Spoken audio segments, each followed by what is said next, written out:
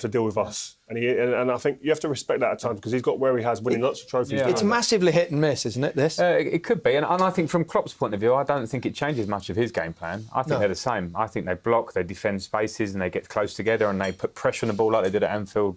Those players are the same. They're all going to be in that midfield and attacking areas, defend that. But again, those outside areas, as soon as we win it, lads, get the ball into Mo Salah, get the ball into Mane, and let's get running at them because they're going to leave spaces. It's a risky game for Pep Guardiola, and we'll either be hailing him a genius or we'll be saying he had a moment where he went too far and that beautiful game didn't quite work. We will find out. Jurgen Klopp got the better of Pep Guardiola for the 7th time at Anfield, more than any other manager. Seb Hutchinson looks at a rivalry that shows no sign of going away. They were leagues apart as players. One a European Cup winner, the other spent his career in the German second tier. But as a coach, no man has beaten a Pep Guardiola side as many times as Jurgen Klopp. Kept apart while one conquered Catalonia and the other dazzled with Dortmund. But Guardiola's arrival at Bayern in the summer of 2013 began a rivalry of respect. In the Super Cup season opener, Borussia blew Bayern away, 4 goals, and Pep denied a first trophy. His next visit to the Yellow Wall reaped rewards thanks to an ex-Dortmund Super Mario. But a reverse in the reverse, and a rare home defeat in Pep's coaching career. He did have the last laugh that season, lifting the league title and a first domestic trophy in Germany. Extra time secured the double, 2 trophies for Guardiola and 2-2 in the head-to-head.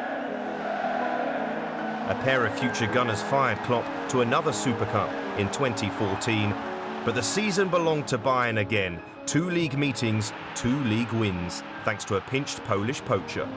Lewandowski bites the hand that used to feed it. And Pep powered to another Bavarian Bundesliga.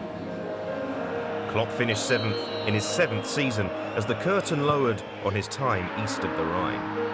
But still room for a cup semi-final against their biggest rivals, a dramatic win on penalties and a celebration perfected over 7 successful seasons. With Liverpool calling, the rivalry had its own sabbatical, but a year later, Pep reached the northwest and the ritual resumed.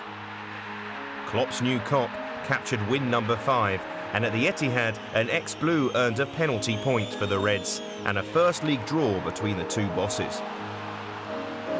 A new season and a new city. 10 men proved too little for Liverpool, a 5-0 thrashing and Klopp's joint worst defeat as a manager. But he seldom goes long without revenge, a 4-3 thriller and the Invincibles made mortal. A few months later, and more Anfield anguish for Guardiola. Klopp now leads 7 wins to 5 in this most cordial of contests.